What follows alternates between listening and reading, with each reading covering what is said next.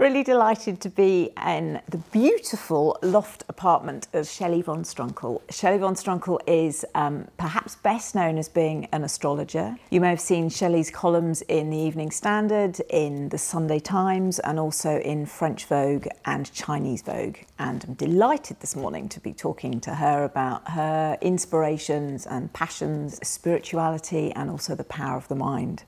Can you perhaps tell me a little bit more about, what piqued your interest in perhaps astrology, spirituality? Did it come at the same time? Do you think someone's born to be an astrologer? And it was so not the case. But I was actually a spiritual nerd as a kid, in the sense that, and I remember very distinctly watching a TV show when I was 6, 7 maybe. And in it there were two characters talking to each other, and they were looking at a painting. And one said to the other in the show, "That's a painting of you in a previous life." And my 6-year-old mind said, "Oh, right, that's how it works." So the minute I was old enough to drive, which in Los Angeles, where I grew up, was 16, I was off to something called the Vedanta Society. And I studied spirituality there. It was about studying all religions as the same path. So my background was really in spirituality, which is where I'm coming out with now. Astrology was only a teeny part of it. However, it was also the only way you could get into media. But the fact is, in my 20s, I had a very different career.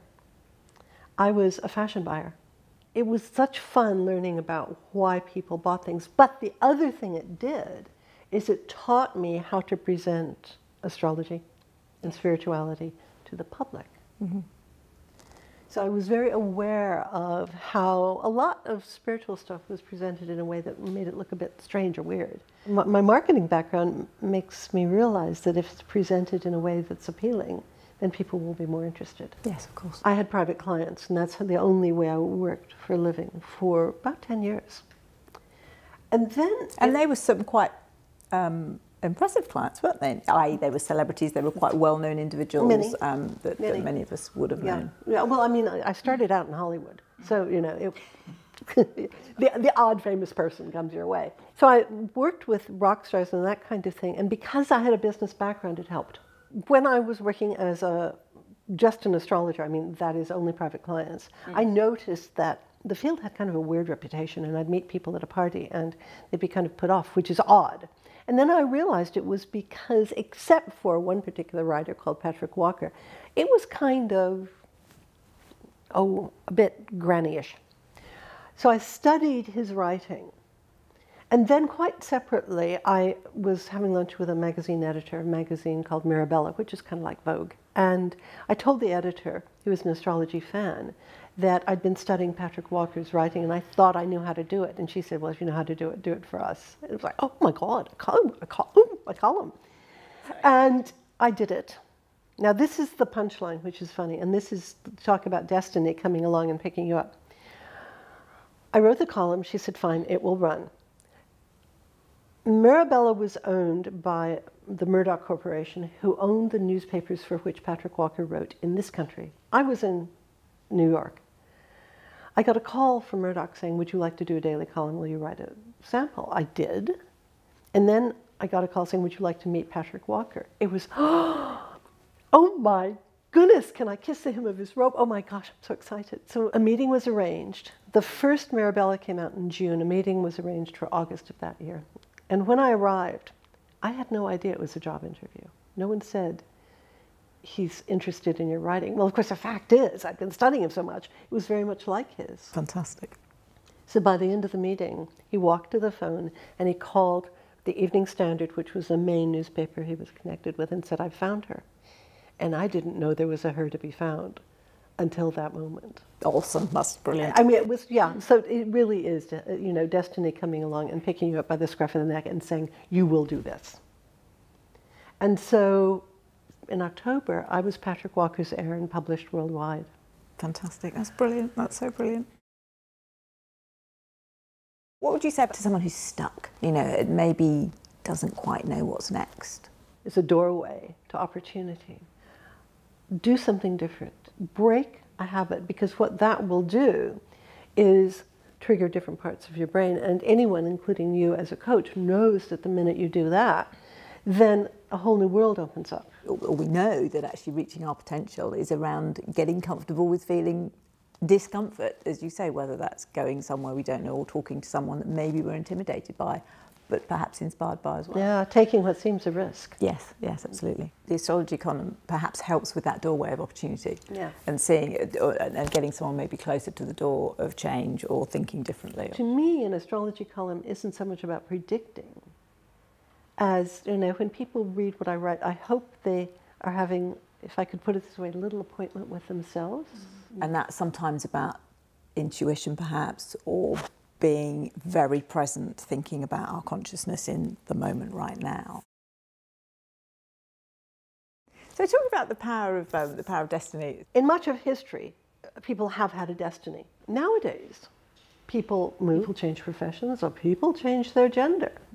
So the notion of being stuck in any destiny really has changed, which means that toggle between something is dictating my destiny and I'm creating my destiny is such an important one. It's huge. And I think the job of astrology is actually to take us to a sense of ourselves. There are types, which are the 12 signs. Understanding that also helps you understand how you're going to approach change you want to make, or change that's thrust on you. So how do you shape your destiny if you're anxious about what to do? Well, there are things you can do. Certainly knowing about your chart, but also learning how to meditate. In my work as a coach, people will talk about their intuition, but will almost dismiss it or try to put stacks of analysis that they then can present that intuition or that gut feel that they're feeling. And so sometimes it's perhaps not embraced as it could be. And I think it's very interesting that sometimes people are perhaps fearful of that. They might think it, but they wouldn't want to share it. But actually it's so powerful, isn't it? There's two components to your question about intuition. One is, people say, oh, so-and-so's intuitive, I'm not. We all come equipped with that sense of something beyond us. There are two challenges. One is, almost everything in education is based on fact, proof, science. It's kind of hard to measure intuition with science. So people can be embarrassed about having a sense of something. You know, I sense I really need to do that. I sense that person's going to be important in my life. And then they get all kind of embarrassed about saying it. So there's a comfort level with that. In fact, if I could put it this way, many people have to discover how to have a relationship with their own intuition. But then that goes to the larger part of spirituality as a modality.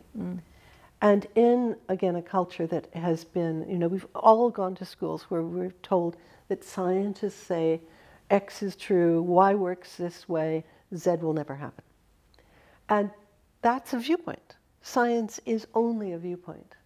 And the spiritual side of our nature comes from a very different part of us. And it might be associated with something divine, and I'm waving my hand upward because it's like, there's this notion it's above us. But really, we all have that inside us. And the trick, to me, is to develop a relationship with that. And how powerful that is. I know that you teach meditation, and you've indeed taught me, and it has been incredibly powerful. From a personal perspective, but I didn't avoid meditation, but I didn't go towards it. But then when I found it, I thought, my goodness, that does change your life. Meditation is a fascinating thing because there's this perception that, and I'm saying this sternly this way, you're supposed to still your mind. Meditation is actually going to a part of your mind that doesn't need stilling. And that's the difference. And there are many ways to do it, but the simplest way is simply to stop and breathe. The fact is, we all meditate at some time, and we don't know that. The person who loves music, the person who loves a walk in the country, the person who loves fishing, the person who loves riding a horse, you're in a meditative state. We just don't know how to relate to it deliberately, consciously. The other thing is, you do not have to sit in a corner for 20 minutes. I meditate on the underground in London. Yeah, I do it in taxis, but I haven't done it in the underground yet. I mean, and the amazing thing about it is once you're kind of that fluent with it, then it's like you're going to try to read someone's newspaper upside down or just meditate.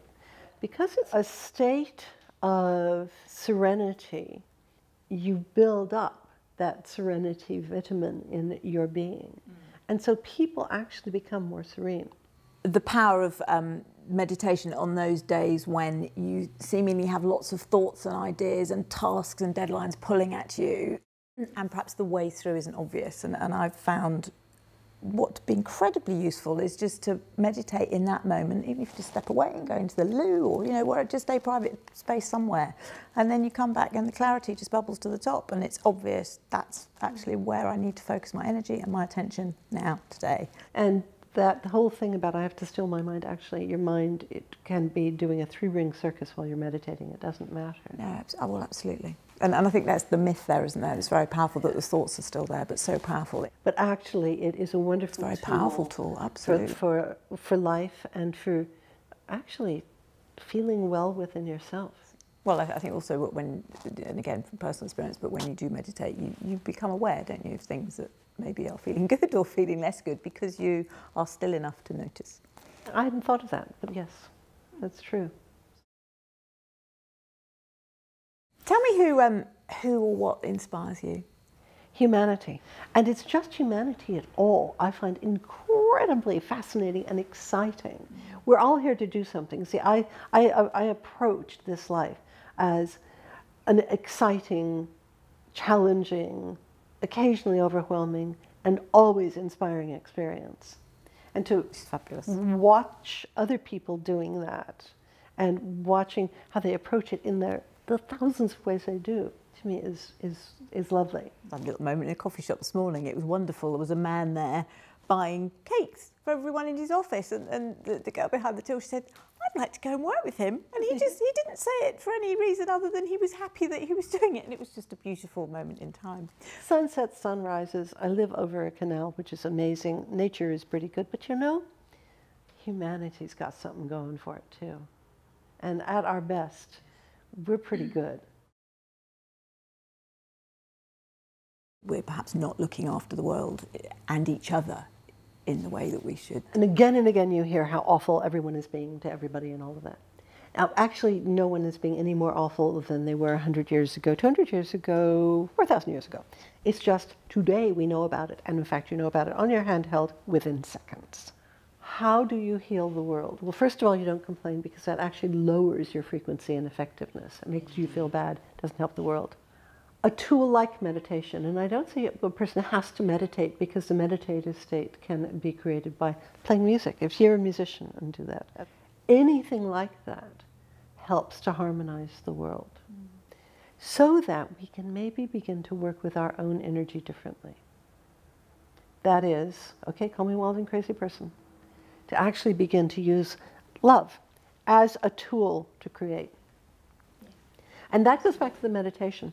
It's interesting to note that one of the major groups that teaches meditation, transcendental meditation, have done experiments. And they did an experiment in Washington, D.C. And so they had a group of their meditators come in and meditate for 60 days.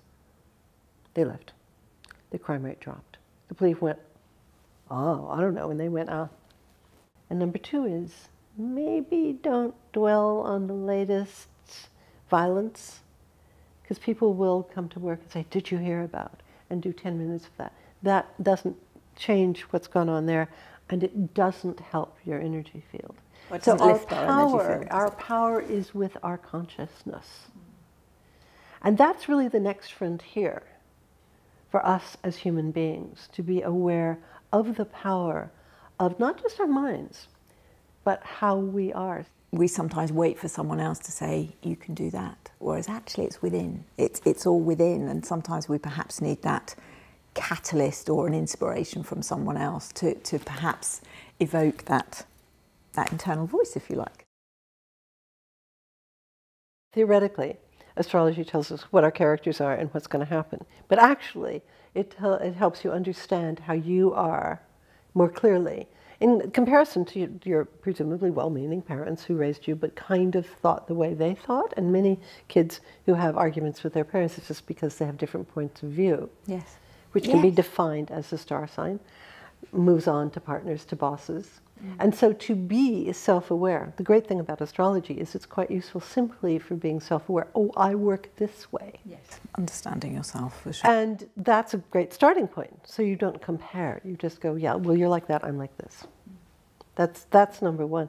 Then number two, the cycle part is, astrology is very useful for recognizing that we're in cycles. I mean, we live with seasons, but also in our own lives we have cycles. And in the Bible, it's the most beautiful phrase, to everything there is a season, a time to every purpose under heaven. Yes. So each of us has periods of stillness, of reflection, and of growth. And to sense that, rather than waiting for someone else to say it, For sure. is part of that art that has to do with understanding yourself, going within. And that's kind of what, when we talk about the term spirituality, which I think has become kind of a buzzword, which is cool, but then when people say it, they have no idea what actually you mean.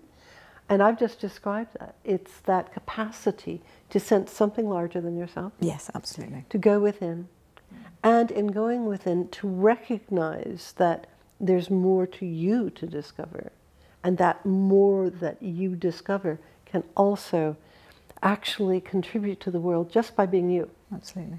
Thank you so much. It's been fascinating speaking to you, and also I think very inspiring. And I think, you know, that when you talked about that, you know, that door of opportunity, and my belief, yes, as an executive coach, and I know you believe it as well, that everyone has got a door of opportunity, but sometimes they just need to find themselves so they can see it and then go through it. Thank you so much, Shelley. It's been utter privilege. Thank you very much. My pleasure.